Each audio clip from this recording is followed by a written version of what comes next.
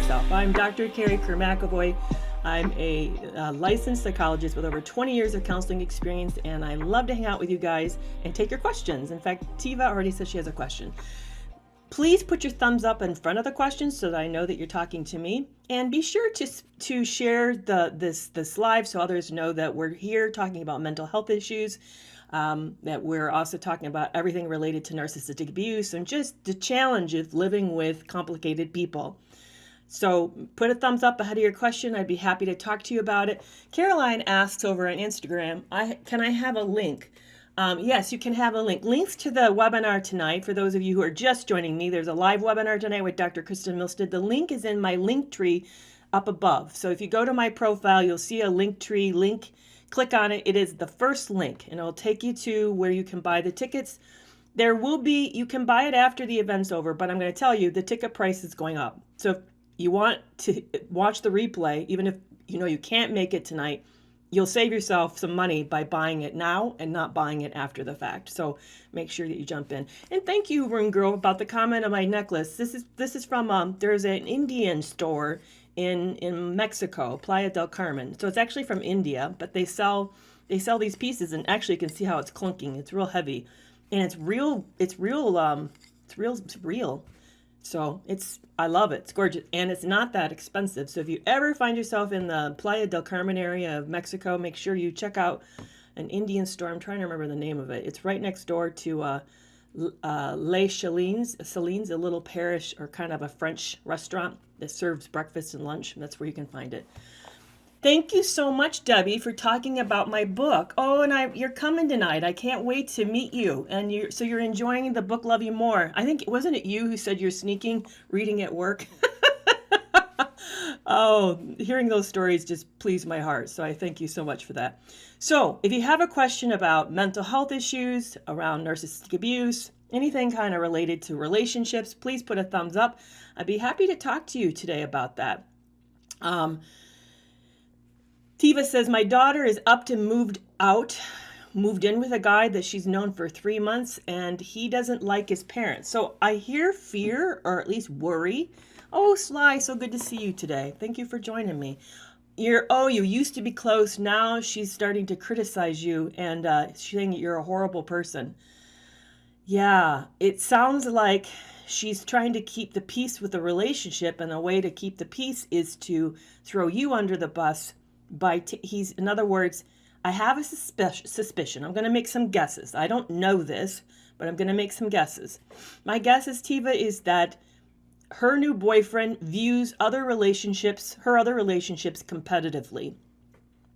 And he's threatened about that. So what he's doing is that he's then pitting her against everyone in her life except for him. He's saying, if you love me, and may it not be said out loud, but he's inferring that if she loves him, she's going to choose him over everyone. And including that means then sullying the relationship you've had, who you've been to her. Yeah, that's tough. It's not, unfortunately, the more you try to defend yourself or tell her that it's not true, the more you're kind of playing into his hand. He'll say, see, I told you she's pushy, she's controlling, she doesn't let you think for yourself. Chances are he's already anticipated that. He's a couple steps ahead of you on that, and he's going to attack her and attack your relationship with her around those issues. So what do you do when you have someone who's smearing, isolating somebody you know that you love? And I have somebody else talking about this. They've seen a friend get into a toxic relationship, and they're very worried too. So this is common. A lot of us from the outside, especially if we know a little bit about relationships, we can recognize the fact that there's toxicity and be concerned for people. So what do we do when we recognize someone we love is getting into trouble? Your best defense is for you to remain present. What does that mean? It means keep inviting her to ways to be involved in your life. Hey, we're getting together for so-and-so's birthday. Or, I sure hope you can come for Christmas. I love you. Would that work? Hey, I've missed you, and I thought of you, and I sent you a card because I was thinking of you. Stay present. Don't get pushy, but stay present. And the constancy of your presence will assure her that you're not judging her, that the relationship with you is not transactional or conditional, and that you're not going anywhere with her. So that when things start to go bad, and they will go bad, because any of us know there's a life kind of a pattern to these relationships, that when it starts to, she moves into the disillusionment stage and his mask starts to drop, then you will be able to, and she will be able to maybe reach out and let you know things are going wrong and she's having difficulty. And then at that point, you're going to be able to sort of be more present for her and help her as this relationship starts to fall apart. Unfortunately, that probably will happen. It may not happen as fast as you hope. Of course, you don't hope it at all because you love her and don't want her heart hurt, but chances are there is this pattern. And if you can stick it out and not make this relationship conditional, you're going to be able to have an impact on her when it starts to go awry. And it will most likely go awry. Yeah, that's the sad thing about these relationships, is that they're predictable.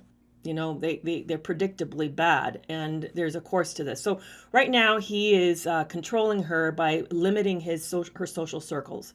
Yes, I'm actually a licensed psychologist. I'm licensed to practice. These days, I get asked this a lot. Do I see patients for therapy? Because I used to have a private practice, and these days I don't see clients. I primarily offer education, and I'm also a writer, and I'm working on right now, I'm working on an online course that I'm planning to be out in a couple months on cognitive dissonance. Right now I'm trying to find a good title.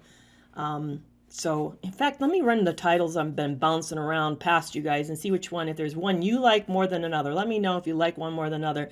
One of them is How to Get Away from a Narcissist, a Guide to Resolving Cognitive Dissonance. There's choice number one. Choice number two is First Steps to Leaving a Narcissist, a Guide to Resolving Cognitive Dissonance. So the last part's the same, but the first one is How to Get Away from a Narcissist, and the second is First Steps to Relieving a Narcissist.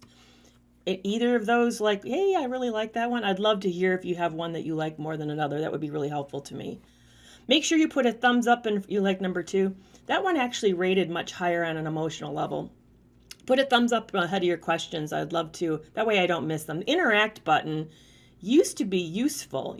For on TikTok, it used to allow us to put questions in, but now it's like a poll. I mean, I get like, tell people what your favorite color is. I mean, it's just, I don't know why they did that. I haven't tried in a while. Let me see if it's still, yep, it's still the same. It's still a lightning poll and a weird Q&A. It's not really very useful, so unfortunately. I have a couple rules to the room.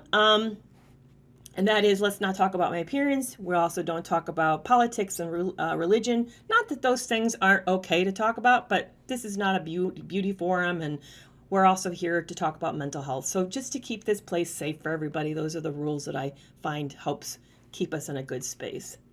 Yeah, I know long titles are easily forgotten, so there is a subtitle, and that's why, like, you sound just like my, you sound like my VA. Short, Kerry, short, needs to be short. So, yeah.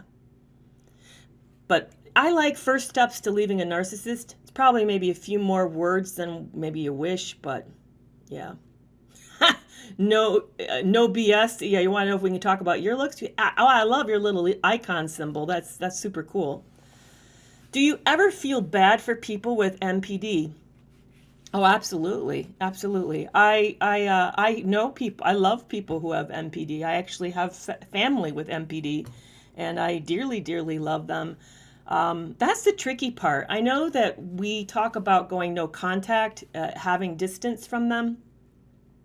Yes, in the beginning stage, when you have a trauma bond with somebody, it's super, super important that you go no contact. Not because we're saying that they're that bad. That's not what we're saying. We're saying that the relationship is impacting you way too much. What happens is your survival mechanism, your interior coping mechanism is online all the time, and you are in a fight or flight mode. And as a result, you don't ever get to kind of deconnect, rest, calm down. Yeah, you're having trouble sleeping. I bet you're having issues with your weight. Maybe you're having issues with your health. It's a sign that your fight or flight system has been stuck on for way too long. And you need that chance to sort of deconnect from them.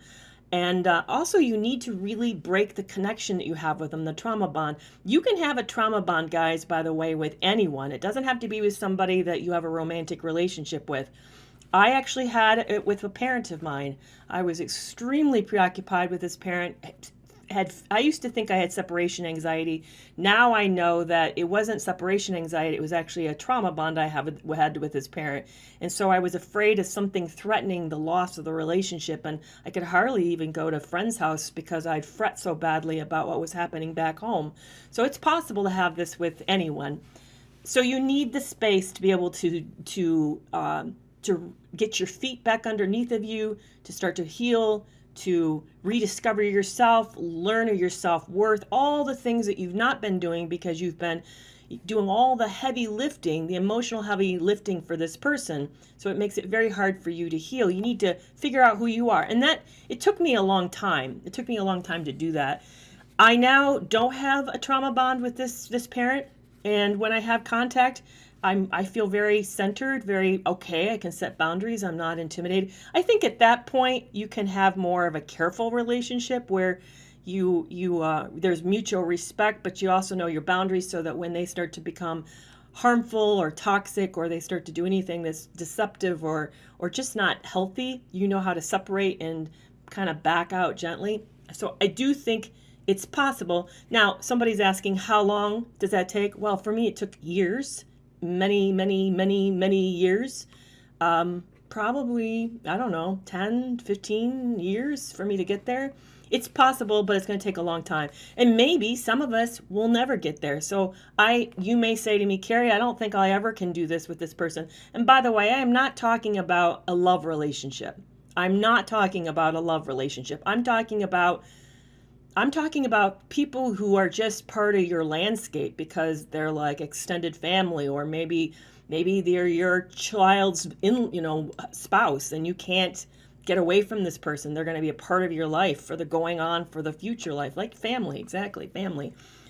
Yeah, or maybe it's a neighbor. Maybe you bought a house in a neighborhood and you've got a really toxic neighbor, and unless they sell the house or you sell the house, you're kind of like, you have to live around them.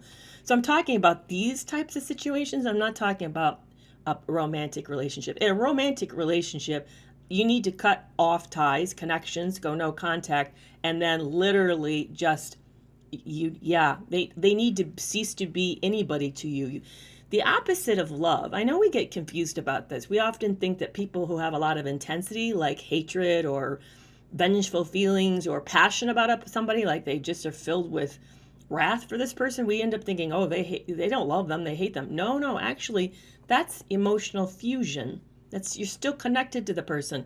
Real disconnection with someone is indifference. We just don't even think about them. They don't take up space in our heads. So that's our goal. Our goal is to get there. A lot of fantastic questions coming in. I'm going to go back, so I know I've missed a lot of really good ones, and see. And Instagram, you've been kind of quiet over there. Any questions on your end? So I'm both on Instagram and TikTok today. How can I trust people again? Run Girl wants to know, how do you get back to trusting people? Someone wrote in right beneath her, you don't ever trust people. I agree and I disagree. Yes, we want to get to the place where we trust, but I'm going to challenge you to sort of think about it in a different way.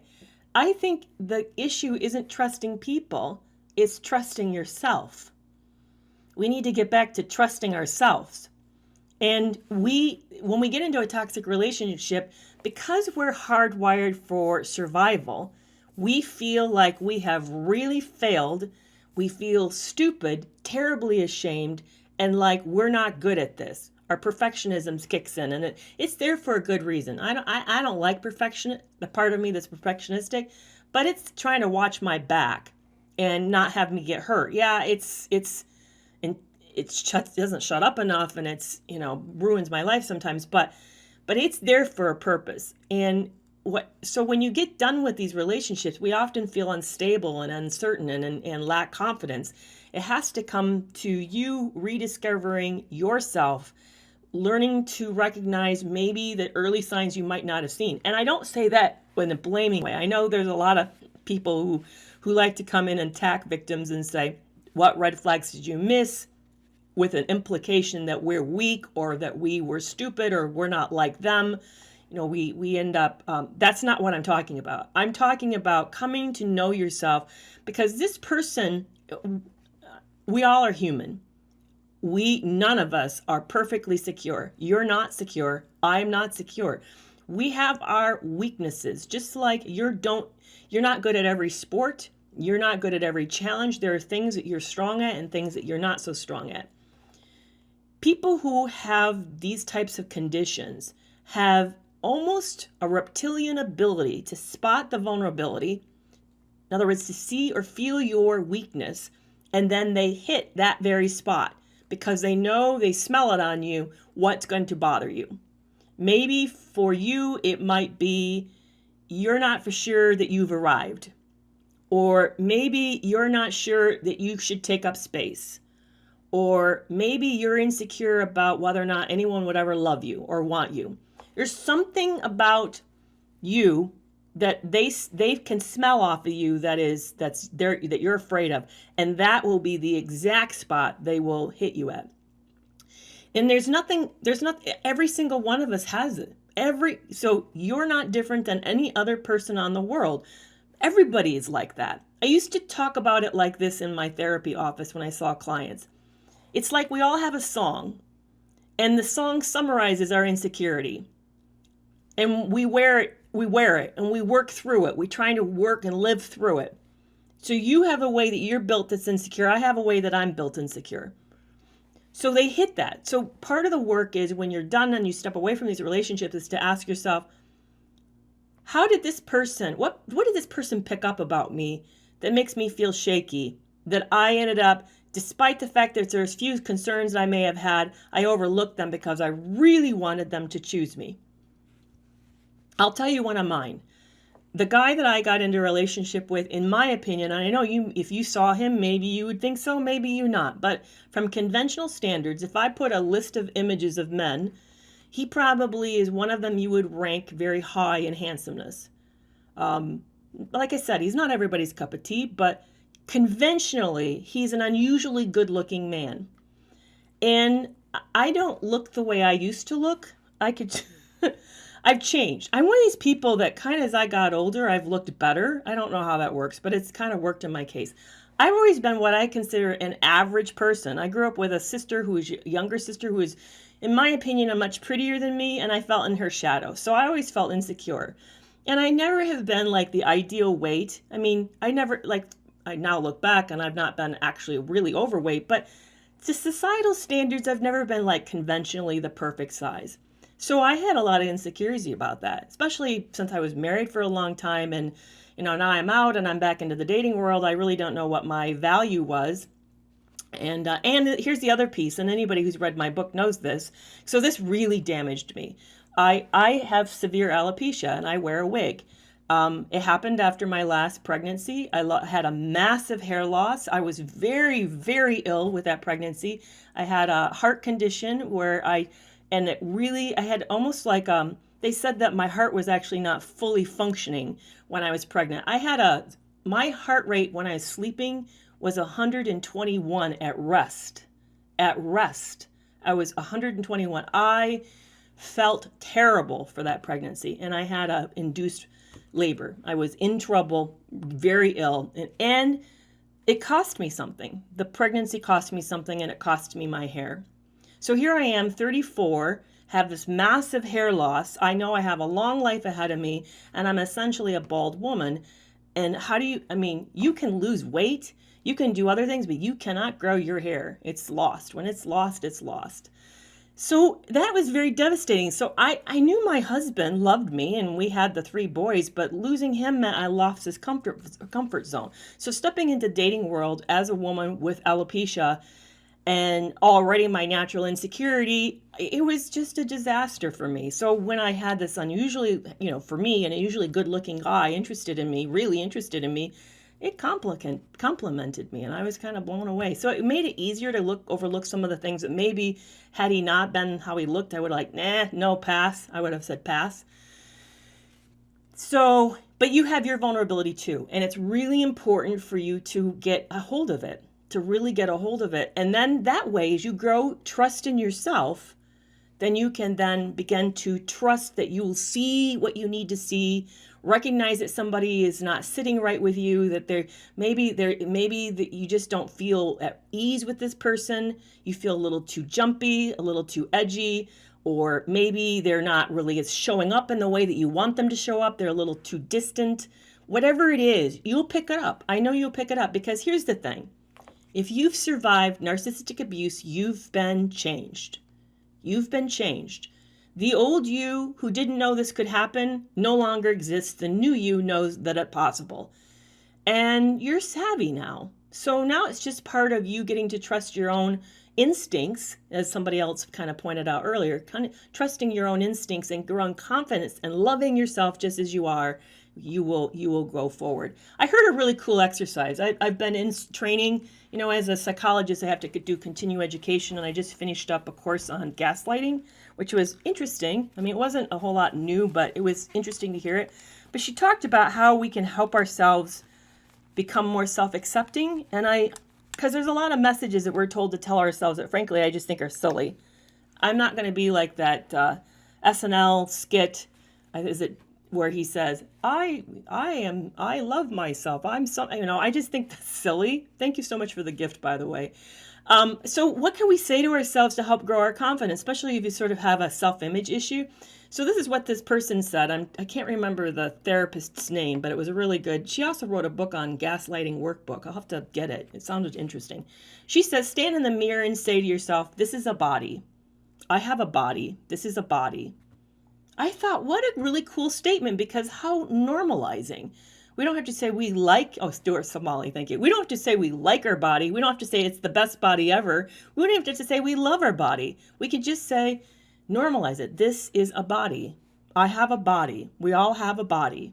And it really can kind of help you destigmatize and reduce the shame. I thought that was a super cool exercise. There's been a lot of comments coming back. One of the things I want to tell you while I'm looking back at the comments is, do you know I now have subscribers? So if you subscribe and become a monthly subscriber to my TikTok lives, that you will go to the front of the line with your questions. So it's a great way to have that happen. I think I have like 7 subscribers now. When I hit 10, I will then devote at least one TikTok live, a portion of it, to subscriber questions only. I'll make sure I announce that so you guys know it's happening, so you can make sure to come and have experience of that. So there's perks for becoming a subscriber. Can a drug addict change their tactics when they get clean? Absolutely. I heard a very fascinating seminar on that. It was a seminar on the opiate addictions and just how to work with people who have problems with subscription drug addictions to prescription drugs. And it's well known that anybody who's had an addiction has a certain kind of a personality style. They are very deceptive and manipulative. They exploit. They often break the law. They're unreliable. There's just a whole lot that happens with drug addiction. And it's destructive to those that are living around them, and they hurt their work relationships, they hurt their family relationships, they definitely hurt the ones that they love or are living with. And they become somebody that we don't recognize. And the question is can they change? Can this person that we used to know before the addiction, will that person come back? And the good news, I want to tell you, research-wise, good news is yes, they can return. But here's the part that's hard, and this is the part that often happens that makes it why it never happens, is that an addiction is super hard to break. It is super, and so failure rates are high. So that person has to be a unique individual to really dig in and do the hard work. When I was living with my ex, and he said he had a sex addiction. So we were in an area that didn't have any of those groups. So what we did do is went to some of the AA stuff or the Al-Anon stuff. And I'll tell you, the ones that I knew who were really working the program were amazing people. I probably some of the kindest, nicest, sweetest person. I once worked with a psychiatric hospital nurse that I just adored. I adored her. I couldn't have met a nicer, more helpful nurse. And it wasn't until I was, a good, almost half a year or more in, she confided in me. Yeah, she goes, I'm sober. I've been sober 7 years. I like, what? There is nothing about this woman that I would have ever concluded that she had been struggling with alcoholism, but she had been. So Yeah. Hey, Jade just subscribed. Thank you so much, Jade. Do you have a question? If you do, I'd make sure to take it. I'll watch for you to do that. I appreciate that. That's a great question about addiction. So thank you for that. So somebody then ties in onto it and asked, so do narcissists change? That's a completely different situation because narcissism is a personality disorder, which means there's a problem with the way that the person's constructed. Their traits, their personality traits. We all have them, all sorts of traits. How well you are at good at resisting your impulses, how much good judgment you have into things, whether or not you can do any self-reflection, your ability to handle tough emotions. All of these things are personality traits. People with personality disorders have problems with some of these, and they have problems in important areas. Some of them are really deficient or hardly in it there at all, and because of that, that makes them very inflexible and not adaptive. So what you see is they do the same thing in every situation, which doesn't work. Can you imagine being a musician who only knew one song? So regardless of what you ask this person to play at, whatever event, they always just played this one song. Say it's a wedding song, but they played the wedding song at a party. They play the wedding song out when they're being a DJ. They play, they play it in the middle of an argument. It doesn't work. It's just, it will work when they're at a wedding. It will be perfect. But when you get them anywhere else, it's horrible. It doesn't work. That's what happens with a personality disorder is that. And because they're weak, and one of the big areas they're weak in is ability to have a kind of a self-analysis. They don't really look at themselves in self-reflection. Then they can't really kind of adjust. It'd be like you not being able to see yourself in the mirror and you're trying to comb your hair. How well does that work? It doesn't work. You need to be able to see yourself in order to make a change. So because of those reasons, it's very, very difficult. It can happen. I got to hear Dr. Gregory Lester said that there's sort of three groups of narcissists. He said there's the group that sometimes when you make them aware of it and they have enough pain in their life and enough consequences for the bad behavior, they get a little better. But please don't count on that because that group is tiny. They're almost unicorns. The bigger group is you start to challenge them on issues, tell them things are going wrong, and they get worse.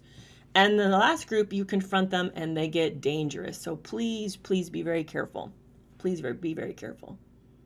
I'm trying to see whether or not Jade's asked a question. Oh, you're in the UK.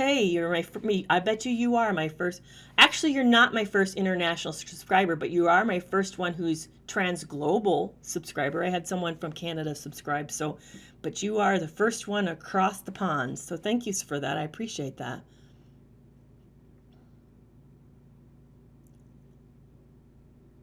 So Jade wants to know, does a new supply mirror the narcissist? I've had hell of an abuse, and now they're making it out that they're the victim. Yeah, they do. So what happens is that, back to this idea of the insecurity, that narcissists and people like themselves are very, very good at picking up our vulnerabilities in areas that we really are insecure around. And they use that sort of in intermittent reinforcement fashion. So if this person's sort of worried about whether or not they're lovable, then they always feel this threat of, if things don't go right, this person might disappear on them. And what do we do when we have a threat? We feel a threat to the relationship. Well, we often step it up and we try to be more like them and, do whatever we can to make this not be jeopardized. So chances are that's what's happening, that the new person in this person's life feels the potential for loss. And because of that, they're working harder at making sure that it doesn't happen. And that also means an alliance with them against everybody else that this person's had a relationship with. I got to thinking about this, about how odd my ex handled his past relationships. Most of the people he had a significant relationship with, he kept in touch with. He breadcrumbed. But he would do it in a really mean way. So whatever positive, wonderful things happening in our life, he'd make sure to send them a note to brag about that was happening, just as almost sort of like to put the screws to them. And when you see that, it wasn't anything I consciously recognized, but the awareness that this is what this person does, I didn't want to get on his bad side, which made me work even harder. Now, the healthier me that I am today would see all of that and say, that's just game playing, and I'm not, no thank you, I'm out. Anybody who does this is cruel, and I'm not interested. But when we're not as savvy with this, or we haven't had experience with this, we may not recognize that we're doing that.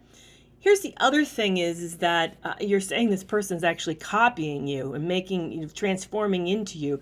It may be that this person feels really threatened by you, like somehow. I have a suspicion. This is my guess. I'm going to make a guess. I'm going to pretend for a moment I'm a fortune teller for you. I'm not, but I'm going to pretend. I have a feeling that former partner of yours is letting the new person unconsciously be aware of that they're not over you. There's something going on that whether or not I don't know if it's he or she, they're talking too much about you, or they're aware that they're watching you on social media, or they may say things like, well, Jade didn't used to do it that way. There's something happening that this new person's aware of, that they feel that your shadow exists in this relationship and it is scaring the shit out of them. And so the way that they're trying to cope with it is to be a better version of you, but like 2.0. That's my suspicion of what's going on. Yeah, it's because they're feeling the relationship's in jeopardy, and they're already aware of the cognitive dissonance that's happening. They're feeling it, that something's wrong, that they don't quite measure up, and they're worried, they're fearful. They're going to lose them either to the fantasy of you, or lose them really maybe back to you. Now, I'm not saying that's possible, but yeah. Yeah, it sounds like it's a very complicated situation that they're trying to go for custody. They do that. They will do whatever they can to hurt us on the back end. That's the other thing that people don't understand or appreciate about toxic relationships, is that the narcissist can't have you do better and can't have you come out even equal to them, because to them it's a competition, and they need to make sure that they leave you worse off than they found you, or worse off. They just need to leave you worse off. So they will do this excessive focus to sort of really tear your life apart. So plan on that. Be aware of that's what's going to happen. And it's not fair. It's horrible. It's horrible, and it's not fair. And it's awful. So over on Instagram, they want to know if you detect someone respects a boundary. Is it mainly detecting? I bet you there's a two-part question. I'm dating again. Okay, here's the first part. With an ex-narcissist. I'm dating again after an ex-narcissist, and I'm not trusting. It's hard to know the difference between someone wanting to get me know me intensely versus love bombing. And so how do you know? How do we know we're not being love bombed, or is it just somebody is blown away that they met us, that we're so fantastic, that they're shocked they've gotten lucky like this? That's tough. That's very tough to know the differences between those two places. I know that I've met people that have completely, bowled me over with just how together they are and what a lovely person they are. But a healthy person is going to be able to pace that. You know how, say for example, say you go home and you haven't had your favorite meal the way whoever you love makes it. Maybe it's grandma, maybe it's your mom, maybe it's your sister or aunt or somebody. Maybe it's your dad. My dad made the most fantastic pancakes. So maybe you haven't had that in a really long time, but you go home and you're hankering for it, really hankering for it. If you're a disciplined person who knows how to manage their emotions, you're going to be able to resist yourself from just gobbling it, right? You'll be polite. Despite you wanting to do it, you'll still be polite. So if you met somebody who is all that, you really think that the heavens parted and you have the perfect person you've been looking for, they're still going to be mature enough not to push, race, or rush the relationship. You'll still feel like there's room to breathe, room to be you, and there won't be this fear of I'm going to lose this person if I don't move fast enough. If you're feeling the pressure of I'm going to lose this person, then there's something to me. My intuition's telling me, be careful. Be very, very careful. So I think that's how I would know. And I'm not even going to put it in terms of, is this love bombing or not? I'm just going to put it in terms of, I think this is a sign this person is maybe not as mature or healthy as you hope. So watch for that. Watch for that. Good, healthy people know how to pace relationships. They also respect your boundaries. They're not afraid of losing you in the sense that they know that if something bad was to happen and it didn't work out, they'll be all right. They know that. And they're able to sort of pace the relationship better. Great question. Thank you for that. I appreciate that. And also, I saw the compliment. Thank you so much for that. I appreciate it. So someone wants to know, can we talk about narcissistic families and why are narcissistic families have the same dynamics of competition as a love relationship? And why do narcissists need to see their loved ones as competition? Why does even any of that dynamic exist at all? I know, it's strange. It is strange. It has to do with, it's interesting because I had a big conversation with somebody close to me about their experience growing up. And how there really wasn't enough love in their life. And they were afraid that if there wasn't, this love is going to disappear on them. And then there's been this insatiable hunger. It was really a great conversation, actually. There's this insatiable hunger for more love and a fear that there's not enough. If you come into life with that way, and it's unconscious, by the way, this person happens to be doing a lot of digging and hard work. This is how you know that you have somebody who has more of a toxic kind of personality style is actually starting to change, is when they start to have these reflections and going through this, looking at themselves and holding themselves accountable. You start to see that. That's a sign that they're doing some difficult work. But usually, for most people who have more of a personality disorder style of relating to people, they aren't aware of that. They aren't aware that there's this sense of not enoughness.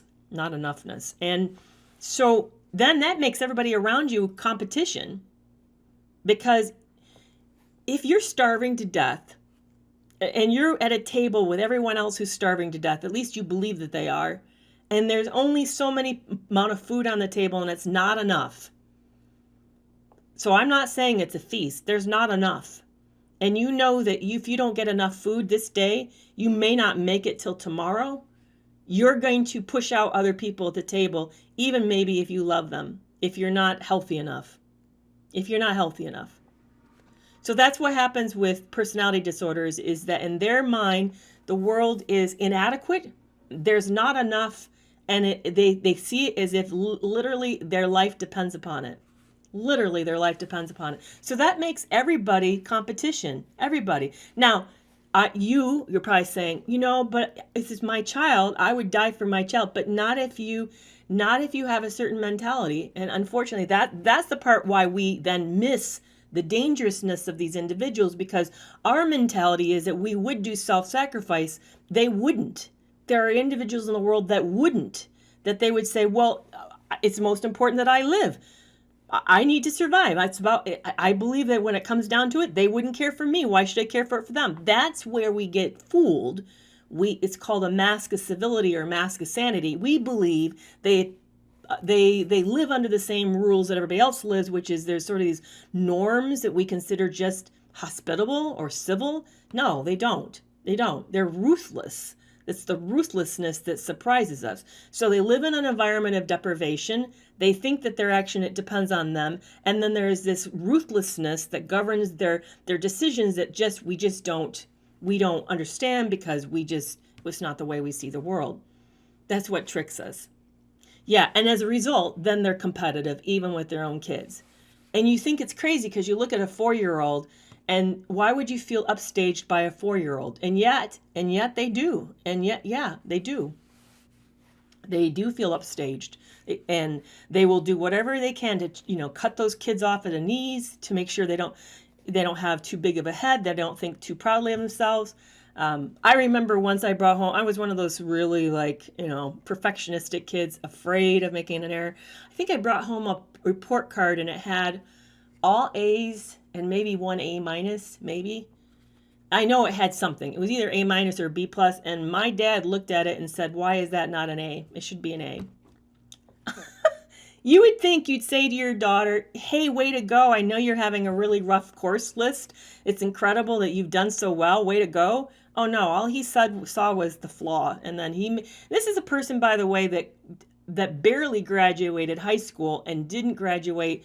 I think he barely passed high school. And here's another thing about my dad. which now I'm kind of telling on him. My dad was actually illiterate. My dad couldn't write, couldn't read, believe it or not. So yeah, isn't that wild? So here I have a PhD and he couldn't write or read. Now, you would think that he would be proud that I had a PhD, right? Because he did say he wanted us to do better and he wanted us to have what he didn't have. But you know what? He saw that as competition. He then thought I was somehow high on my horse, and I thought it's sad. It's just sad. It's heartbreaking. Heartbreaking how this happens like this. I don't get it. Yeah, I am so heartbroken over this. So it does show up in families. They do see kids as competition. And here's another kind of unique things that happen in families is that because there's this lack of healthiness, they often then assign kids to rigid roles. So that's why I've talked about in the past about the parentified child, the surrogate parent, while there's the golden child who sort of seems like the one that represents a family and everybody thinks that this person walks on water. They're often sort of the trophy. They're the trophy child. You'll see the clown who just kind of keeps everybody kind of cutting up and laughing, and they're cutting the tension in the family. You may have the scapegoat. The scapegoat's role is sort of the problem. Everything that goes wrong, they dump on that person. Well, it's wrong because that person, they showed up or they made it weird or something, goes wrong. And then you've got the lost child, the one who just sort of disappears into the corner, into the book, or disappears into the video game. They just sort of just try to check out a life or stay far, far away. The whole thing overwhelms them. And then so they'll have these various roles and they assign you to these roles, and it's really hard to, sometimes they fluctuate. So you may be the scapegoat and then you're the parentified child and then you're back to the scapegoat. They're not always like, if you're the golden child and then you blow it, like you don't make the team you're supposed to, they may suddenly then scapegoat you for a while. But they're very rigid. And the problem is they're looking for the kids to sort of manage the tension instead of them being the grown-ups managing tension for the family. So you sort of sacrifice your ability to focus on what you should be doing, which is growing and learning new skills and doing all these exciting things. Instead, you're trying to sort of protect this fragile dynamic that's happening, which is super sad, very super sad. Someone asked about spiritual bypassing. Yeah, so toxicity can also happen in institutions. And in fact, someone was just mentioning how many of us are not going to church, and why are we not going to church? And I think there's been not only there's sort of deconstruction of faith, but I also think that there's been too many toxic people in positions of powers, and as a result, we just kind of sick of the whole thing. We're kind of sick of the hypocrisy. But yeah, it's called spiritual bypassing. It's a faith-based or a spiritual form of toxic toxic positivity. So the answer to every problem is sort of a pithy quote. And it can happen in all religious circles. It's not one religious circle is worse than another. You'll see it pop up everywhere in all of them, not just, so I'm not picking on Christianity, but you'll see it in Buddhism, you'll see it in New Age, you'll see it in, mindfulness, you'll see all of it, that they'll, instead of letting you be human and showing up and having an experience and talking about that difficulty, they'll say that you're failing. They'll invalidate your toughness, your difficulty, and then gaslight you by telling you that you should be just focusing more on this. That's the way it shows up. It's called spiritual bypassing. It's a form of religious abuse, but it's still the same dynamic. It just takes a religious form. And I've seen it in every religious institution, everyone. Mormonism, Muslim, Christianity, Judaism, I've seen it. I see it everywhere. And you know why? It's because it's humans. Humans are involved, and whenever we get in power, we do the same thing we do everywhere. We muck it up. So, yeah, it's sad. It's very sad. Yeah, somebody says they see it even in paganism. I do too. I see it on TikTok sometimes, how we do that. So Sly wants to know, is it true that a super empath is on the same narcissistic spectrum as a narcissist? There's an article that just came out about this, saying about people who are hypersensitive. Have you guys heard of hypersensitivity? So there's some of us, and this is really actually not it's not fully accepted. Let me say that. So if you go out and you were to talk to a group of psychological researchers, they would say, we don't know about this. So the jury's still out on if or not there's highly sensitive, emotionally sensitive people. That's what it's called, highly emotionally sensitive. So if you want to go out, you can find there's online quizzes you can take to see if you're highly sensitive. I score high, by the way. I am highly emotionally sensitive. I shouldn't say that because of what I'm about to say next. But what happens with people who are highly emotionally sensitive, because I skimmed the article and I thought it was interesting, is that because of their sensitivity with people and how emotions overwhelm them, and they also tend to be highly sensitive, so they're overly stimulated by stimulation. So sounds and lights and just the normal parts of life are kind of overwhelming. They then say they need special care and treatment to kind of keep them safe from being overwhelmed. Autistic people feel the same way. I mean, we also are. I'm autistic. I am autistic. We're highly sensitive too. We often have sensory issues. For me, sound's a big one. I have a issue with sound. I can get a headache from sound sometimes. Being with people wears me out. It's just really exhausting. So, but as a result, then they want extra special sensitivity to that, paid attention to that. And that sort of seems like entitlement. That pops you positive on one of the narcissistic criteria of feeling unique and special, there's one, and two, feeling entitled, number two, and then maybe some of us even then lord it over others, like, I am a highly sensitive person. Number three, then that you're haughty, you have haughtiness. There you've scored 3 out of the 5. See, you're starting to get a little uncomfortably close to being a narcissistic personality disorder. Now, does that make you narcissistic?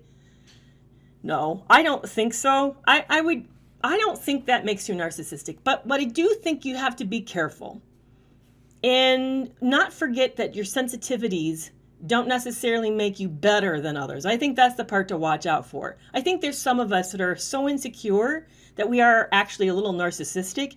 And so having somebody say, oh, you're special in this way, or you're different in this way, then we like that, and then we sort of like get all caught up in it and then use it as a way to sort of elevate ourselves over other people. That's what we have to watch out for. We have to watch out that we don't get caught up with needing to be somebody and really learning to live well with everybody around us and loving everyone around us. That's the hard part. You know, in fact, reminds me of another thing is how like narcissists, you never can get to an end of an argument. It's just so circular and it's a mess, and then it becomes all defensive and they probably storm out on you or start to scream at you and it just goes wrong. Well, that's because for them, the goal of conflict is not resolution. The minute you bring up something, they think that you're telling them that they're wrong and that you're right. And so it's about defense, the protection of themselves. And so they go to all this extreme effort as a way to defend themselves, so you can never get to a good resolution. Well, it's insecurity. The need to be right is insecurity. Same with this highly emotionally sensitive people. It's if we become attached to the idea that this is who we are and it makes us special, it's back to our insecurity. And that's a sign we have something to work on.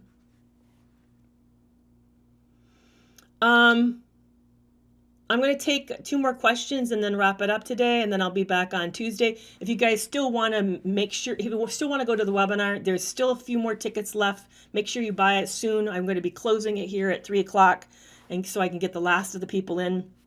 So please make sure you jump out and get your tickets. Jennifer on Instagram asked, how do you describe, you just described every conversation I had. Oh, I'm sorry to hear that. That's painful. And over here, what's the mindset of a narcissistic male when you separate? And with a teenager who goes no contact. Have you guys heard of what's called a narcissistic wound? A narcissistic wound? Anybody can have them. You don't need to be a narcissist to get narcissistically wounded. Narcissism actually is just a discussion about our sense of self, is really what we're saying. So anytime that somebody pricks your sense of self and makes you feel like you're not all that and sort of challenges your own confidence in yourself, that's a wounding experience. And we can do weird things around that. We can get intense. We can attack. We can jump into assumptions and move into that. But for those who have narcissism, that's even worse. They're more vulnerable to a wound than we are, than the average person is. Yeah, and maybe, Belle, the way to say it is pride. That's sort of like a, yeah, it is a form of pride, but it kind of there's good pride, and pride in yourself and your confidence and knowing that you're capable. But then there's this need to actually, inflated pride is really a sign of insecurity. People who know that they're enough and are confident in themselves have nothing to prove. When we're shaky on it and we need to put it out so people know we're in the room, that's really a sign that we're insecure. So back to a narcissistic wound. Leaving a narcissist, you leaving a narcissist, in other words, you're doing the discard, not that they're doing the discard, is a injury to them. It is an injury to them. And I don't know which category your narcissists fit, whether or not this is a person who's going to be, gets worse and attacks you and smears you and really like goes on the defense, or whether or not they're going to get dangerous. Only you know that because you're the one who's been living with them. But I think the reason you asked me is because you're nervous. They may be the one that gets dangerous. If that's true, please take steps to protect yourself. I always urge people, before you take any action, always seek legal advice. You may think you know the law in your area. You don't. Chances are there's some nuance to it, or it's changed recently and you're not aware of that, and it's going to end up biting you if you don't go talk to an attorney. Even if you don't even know if you're going to leave, it's still good to know. I'm not saying you have to act on it, because often we think, well, we go, then that means I'm actually going to do something with them, and that's a betrayal, and I shouldn't do it unless I really know. No. Go and just know your rights. That's all you're doing. You don't need to let anybody let them know, and you don't need to do anything. You just know your rights. That's the first thing to do. But if you think that they're a risk, make sure you put a plan in place of where you're going to go, how safe it is, what's going to happen at work, what's going to happen around your children, how are you going to keep them safe. Put a plan in place so that you know that you've kind of like do what you can. Can we perfectly anticipate and protect ourselves from all contingencies? Absolutely not. I know you can't. But you can go a long ways to getting closer to that. So please make sure that you do that. Brittany, the last question is, Brittany wants me to talk again about narcissistic injury versus a narcissist collapse. Ooh, yeah, collapse. I feel a little on iffy ground, like I'm not super confident of this. So please take this with, you need to look into your own research a little bit on this. So a narcissistic collapse is all the way to the end, where an injury is that they just feel like they've been attacked. And they feel that attacked is very wounding. It'd be like you've struck them a critical blow and they're staggering from it. So be careful, because the minute they get back on their feet, they're going to hit you harder. But a narcissistic collapse is severe enough that this narcissist actually comes undone. It kind of unravels them at a deep level. And I've seen individuals who've suffered a narcissistic collapse actually have a psychosis. They develop a psychiatric condition, become dangerous to themselves or to others, and they often need to be admitted to a psychiatric facility. So be aware that it's rare. It's very rare, but be aware that it is possible that for sometimes, once in a while, somebody will be, whatever they're losing. I think back for the fall of the stock market the crash of the stock market in 1929 led to people taking radical actions and ending their lives. That would be, to me, an example of a narcissist collapse. And here's the thing. Sometimes you may think that an event wouldn't be enough to collapse them, and it is, because it wouldn't be for you. But then there may be other people that you think, oh man, this would put me right over the edge, and it doesn't. They just sort of they're like the Energizer Bunny. They just keep on. So my point in saying that is that it's hard to predict what it is, because it's very deeply unconsciously rooted, and it's difficult to know what exactly it is that for that person will be the it, whatever it is. I knew of a situation, I referred to it in another live, where I was privy to the back end of what was happening around a big Ponzi scheme in Grand Rapids, Michigan. And the CEO of the company was found out to have created this big elaborate, theft of people. People had invested into this company, and it was all false. It was selling nothing. It didn't do anything that it promised to do. It was just a Ponzi scheme. when he was found out and the police came to surrounded his home and told him to come out, that was for him, the loss of a reputation, the loss of the company, and then even the loss of his freedom was too much. And that was what it took for him. So it is possible. No, it wasn't Enron. This is in Michigan. It had to do with it was a cyber company. So, all right, guys, I'm going to wrap it up here. It was wonderful hanging out with you today. Make sure you got an hour and a half to get your tickets if you still want to go to the webinar tonight. Thank you for those who subscribed today on this live, and we're getting closer to having 10. Yeah, I think Epstein was a good example of a narcissistic collapse. Yeah, Epstein probably did.